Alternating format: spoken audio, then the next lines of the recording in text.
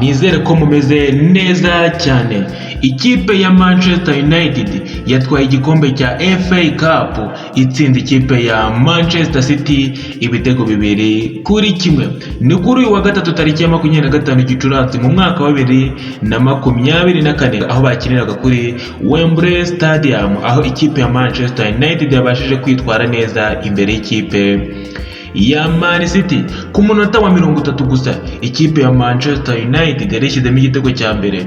Umunya Argentine Alejandro Garnacho yatsinze igitego cyiza cyane ku munota wa 30 ku burangare bw'abakinnyi b'ikipe ya Manchester City. Ku munota wa 39 Manchester United yashyizemo igitego cya kabiri cyatsinzwe na Kobbie Mainoo. Ku munota wa 86 Jeremy Deco aza yishyura igitego kimwe mu bitego bari batsinzwe dore yuko ari nacyo cyonyine cyabonetse mu mukino cy'ikipe ya Manchester City. Ni igikombe cya 13 cya FA Cup ikipe ya Manchester United itwaye, ihita ibona n'itike yo kuzakina imikino ya Europa League dore ko shampiyona yarangiye iri ku mwanya wa 9. Manchester United yihimuye ku ikipe ya Manchester City dore yuko umukino wa nyuma wa FA Cup wabaye mu mwaka wa 2023 wahuje ikipe ya Manchester City n'ikipe ya Manchester United. Ikipe ya Manchester City igatsinda ikipe ya Manchester United ibitego 2-1.